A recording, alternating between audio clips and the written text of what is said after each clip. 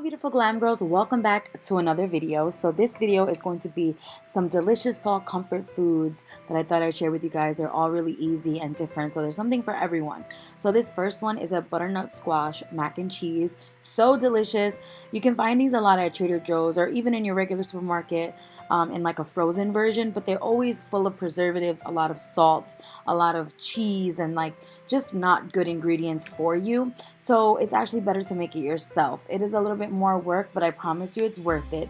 So for your butternut squash, you can roast it by putting it in the oven so that it gets soft and cooked, or you can be a cheater like me and put it in the microwave. It is so much easier to put it in the microwave. What you want to do is just take your knife, make some slits on the sides just so that as it starts to cook, the steam can escape. If you don't do this, it could explode and be very dangerous.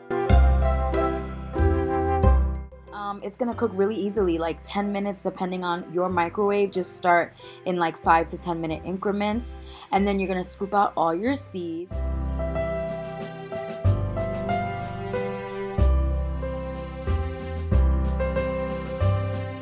And then you're going to take all your butternut squash off of the skin and put it in the blender. So this is when you're gonna start to make your like cheese sauce in a sense. You could skip cheese if you don't want to use cheese. I am going to use cheese, but you could do just straight up butternut squash if you wanted to. So I am going to add half and half in there just to help smooth it out.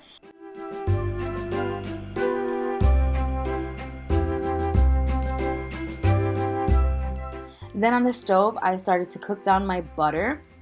And that's always a good base for a cheese sauce. And then you're gonna add your cheeses. So you can use, you know, melted cheddar or shredded cheddar, white cheddar. Obviously, those are like the basics, the classics. And then it's really up to you how much cheese you want to add. I also added salt, pepper. Another thing you can add is a little bit of mustard or dry mustard, chili powder, garlic, just whatever seasonings you prefer. But a nice basic seasoning would be salt and pepper and maybe a little bit of garlic, as you can see. And it just comes out so delicious. My husband really loved it. It was really good. So I'm happy with how it came out.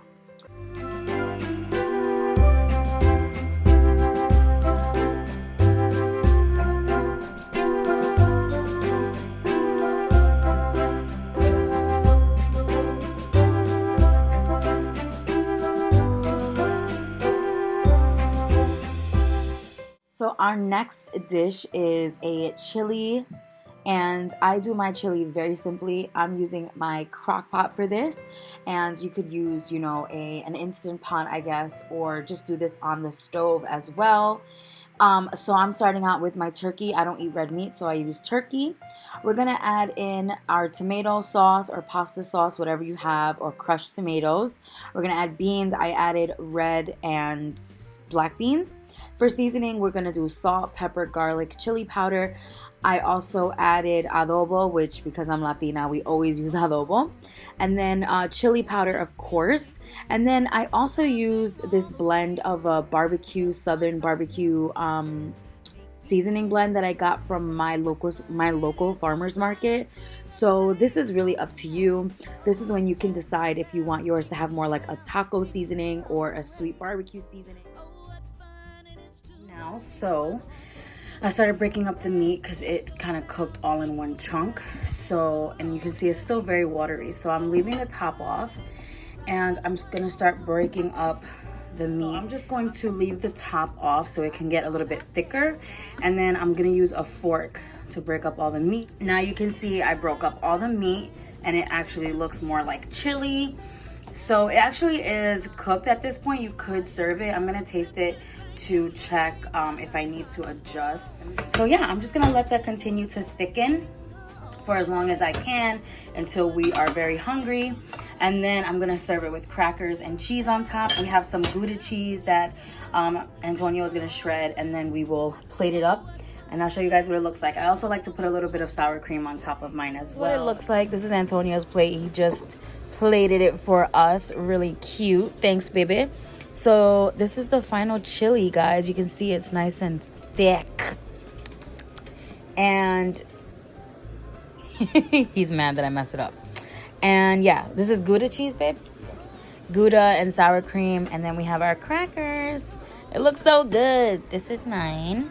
Thanks, baby. I'm excited. I know, but you plated it. So I'm grateful. Look at all the cheese. Let's taste. Mmm.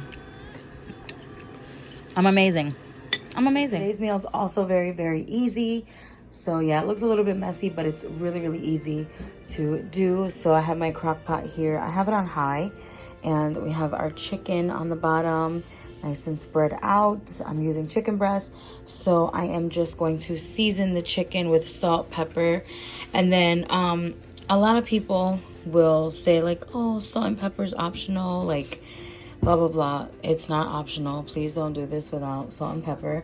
But also because I am colored, okay, people of color, we need more. We season with more. So I am using a little bit of onion powder and garlic powder to give it just a little bit more flavor. You know, we can't have bland stuff. Plus, so yeah, I'm putting some garlic and then some onion if I can get it open.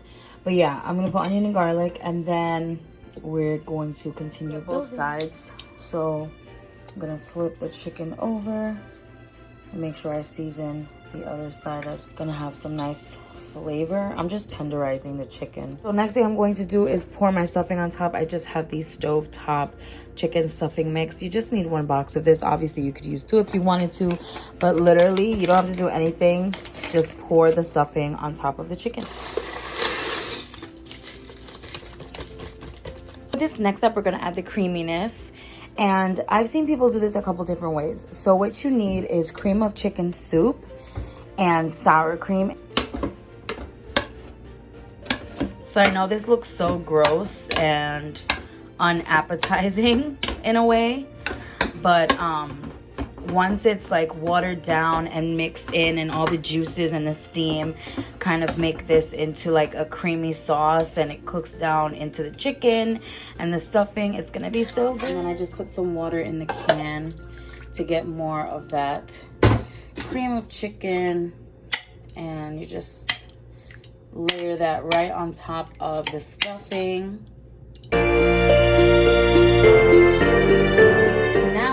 Do is take some green beans. So I just have some frozen green beans, and I'm just gonna pour that on top of that. Guys, I'm just going to cover it now. Like I said, it's on high. So I've heard some people say they leave theirs for 7 hours. I've heard some people say that theirs are done in less than 4 hours. So I'm just gonna keep an eye out. I'll check back in maybe like 2-3 hours. Hey guys, so I just want to pop in here real quick and say I don't know what happened to the clip of the finished meal, but I promise you it's so delicious. Absolutely so easy to make. I literally ate this for like 3 days straight after I made it. It was so good. I mean, if you're someone who loves Thanksgiving, loves stuffing, loves those like creamy, delicious, sweet, flavorful Thanksgiving tastes, you will love this. It's literally like a little touch of Thanksgiving in your mouth. And if you're someone who likes pot pies, chicken and biscuits, stuff like that, you would really enjoy this. So I'm so sorry I don't have a clip, but I promise you it's so worth making. I know it doesn't look delicious, but it is. So our next dish is actually a 1-pan or sheet pan dish. We're gonna cut up some sweet potatoes, put that on our pan. For our salmon, I was going for like a crusted sweet. I put everything but the bagels, salt and pepper. Again, I used that sweet barbecue flavor seasoning mix. Rubbed that into it. Again, I used a little bit of chili powder, garlic, because I wanted most of the flavor to be kind of like a little spicy, a little bit sweet. That's my favorite flavor combination, so I'm always trying to find ways to do that. And like I said, I just rubbed both sides of the fish. I'm also doing this on aluminum foil so I can create its own little boat.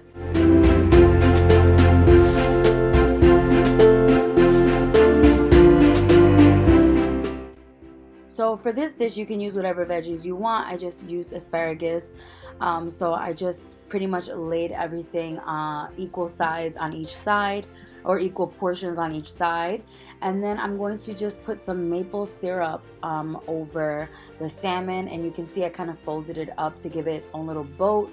And then I also put some cashews on top because I wanted to give it like a crusted kind of nutty vibe to make it like more fall and have a little bit more of those fall flavors.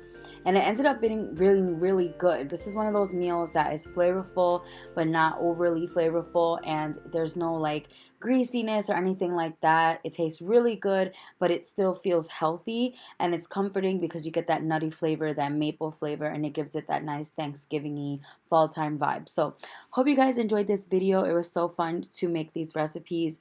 Let me know if you guys want to see more recipes. I'm a simple cooker, but I like to think that I can be adventurous. So if you like this video, don't forget to like, comment, subscribe, all that good stuff. I'll see you in the next video, and of course, stay glam. Mwah. Bye.